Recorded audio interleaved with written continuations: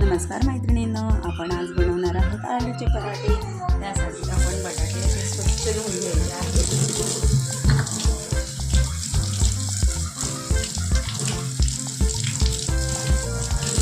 बटाटे धुवून घ्यायचे आहेत आणि हे कुकरला शिजवून घ्यायचे आहे।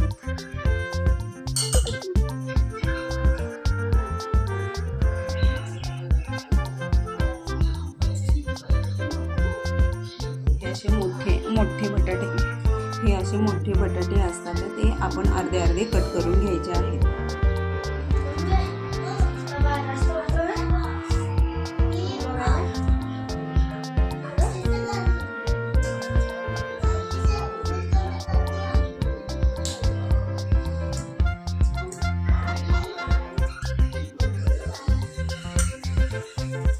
जर छोटे बटाटे असतील तर आपल्याला कट करायची गरज नाही, पण मोठे असतील तर ते शिजत नाही।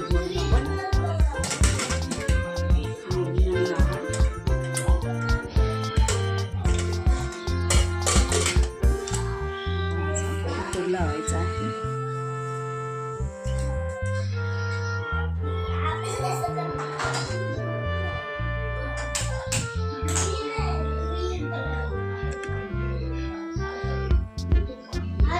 कुकर लावून घ्यायचं आहे।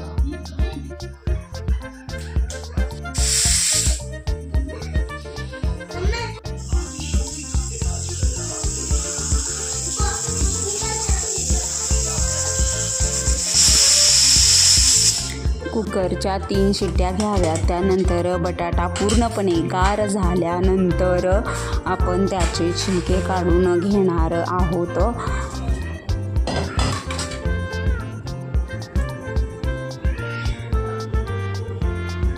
पूर्ण सर्व छिलके काढून घ्यायचे आहेत। त्यानंतर आपण बारीक जी खिसणी असेल त्या खिसणीने आपण सर्व बटाटे खिसून घ्यायचे आहेत।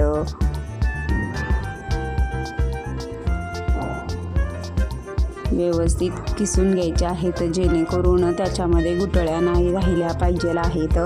मग जर गुठळ्या राहिल्या तर आपले पराठे आहेत ते फुटतात, म्हणून मग आपण ही काळजी घ्यायची आहे। सर्व बटाटे व्यवस्थित खिसून घ्यायचे आहेत, जेणेकरून आपले पराठे एकदम व्यवस्थित आणि स्मूथ येतील। आपल्याला असे पराठे फुटणार नाही, चिरणार नाही। तर हे आपण इथे काळजी घ्यायची आहे खिसताना। आपण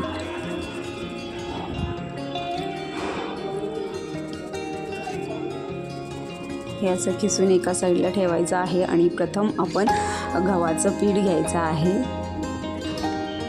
आपल्याला जेवढं लागतंय तेवढं गव्हाचं पीठ घ्यायचं आहे। त्यामध्ये 1 मूठभर आपण बेसनचं पीठ टाकणार आहोत। त्यामुळे आपले जे पराठे असतात ते क्रिस्पी होतात व त्याला एक असं ब्राउनिश कलर येतो आणि खरपूस भाजले जातात। म्हणून आपण त्याच्यात चवीपुरते मीठ घालून अशी कणिक मळून घ्यायची आहे। कणिक एकदम अशी थोडे थोडे पाणी टाकून व्यवस्थित मळून घ्यायची आहे आपण कणिक।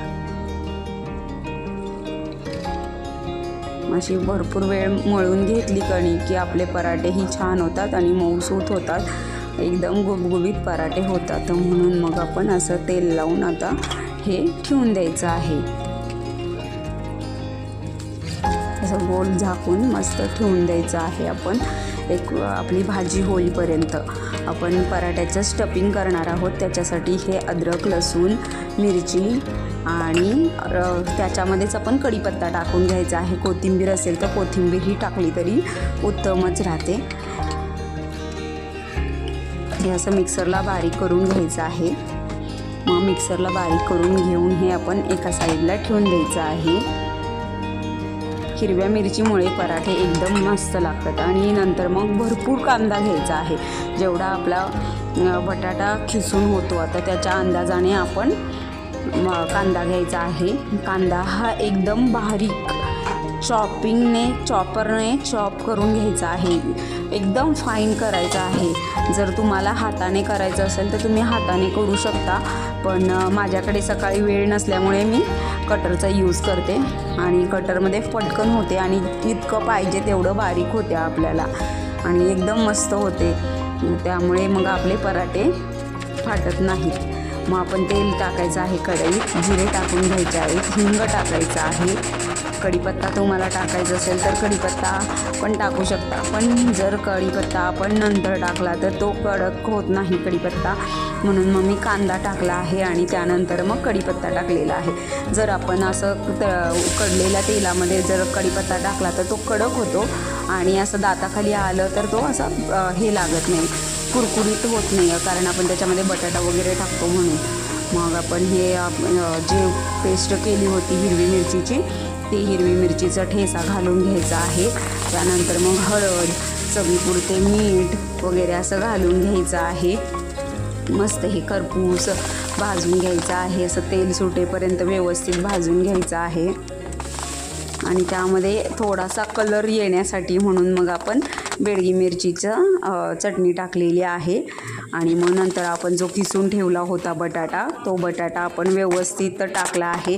नंतर कसुरी मेथी टाकायची, कोथिंबीर टाकायची आणि आपल्याला जर ओवा आवडत असेल तर ओवाही टाकू शकता।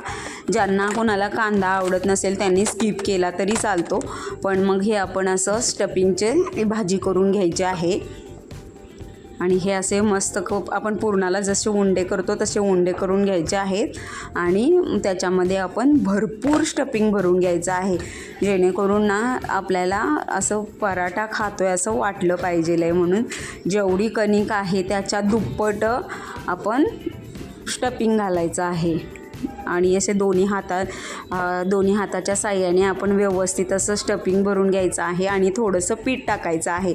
त्याच्यावर पीठ टाकल्यामुळे आपले पराठे फुगतात, म्हणून मग आपण पीठ टाकून घ्यायचं आहे आणि असं पुरणाचा जसा आपण गोळा करतो तसं गोळा करून मग घ्यायचा आहे आणि हलक्या हाताने लाटून घ्यायचा आहे। त्यामुळे मग आपला पराठा खूप सुंदर होतो आणि पराठा करताना आपण ही काळजी घ्यायची आहे की आपण शक्यतो हलक्या हाताने लाटायचं, जेणेकरून आपला पराठा फाटणार नाही। बघा मी इथे कणिक कमी आहे आणि माझं जे स्टफिंग होतं ते जास्त आहे, त्यामुळे मग हे असं दिसत आहे, म्हणूनच मग हे स्टफिंग जास्त असेल तर मग खायला मजा येते, म्हणून मग असं स्टफिंग भरपूर घालून आणि जास्त पातळ लाटायचं नाही चपातीसारखं, एकदम असं जाडसरच राहू द्यायचा, जेणेकरून मग आपल्याला खाताना असं छान लागते पराठा आणि खरपूस भाजून घ्यायचा लाल एकदम। आणि तुम्हाला जर तूप पाहिजे असेल तर तुम्ही तूप टाकू शकता, आमच्यात तर तेलच आवडते सर्वांना, म्हणून मग आम्ही तेलानेच शेकून घेतो पराठे सर्व। काही जण पराठ्यामध्ये ह्याच्यात चीज घालू शकतो आपण किंवा पनीर घालू शकतो, ह्याच्यामध्येच एकदम अतिशय उत्तम चवीला लागते, म्हणून मग आपण तसं जरी केलं तरी चालते। आपण आधी बटाट्याची भाजी भरायची आणि त्यामध्ये किसलेला पनीर किंवा चीज घालू शकतो आपण आणि सेम अशीच प्रोसेस करायची आणि जेवढा आपल्याला शक्यतो पराठा जो आहे तो खरपूस भाजून घ्यायचा आहे आणि मंद आचेवर जर भाजला तर तो कडक होतो, त्यामुळे मग छान लागतो। मग आपल्याला जसं आवडेल तसं, आपल्याला जर कडक आवडत असेल तर कडक घ्यायचा करून, जर कडक नसेल आवडत तर मग आपण मोठ्या गॅसवर असं मस्त खरपूस भाजून घ्यायचं आहे। आणि हे बघा शक्यतो आपण पराठा की नाही हातानेच उलटायचा, जेणेकरून मग आपलं उलटण्यात जर घातलं आपण तर फाटणार नाही याची काळजी घ्यायची। छान असं फिरवत भाजून घ्यायचा आहे पराठा, जेवढा छान खरपूस भाजाल तेवढी उत्तम चव येते त्याला।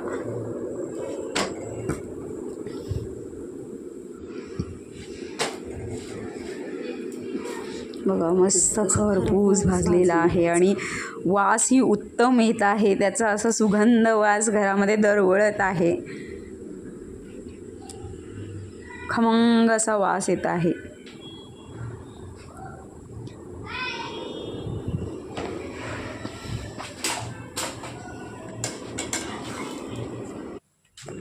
तुम्हाला जर माझी रेसिपी आवडली असेल तर लाईक करा, शेअर करा आणि सबस्क्राईब करा। Bye bye.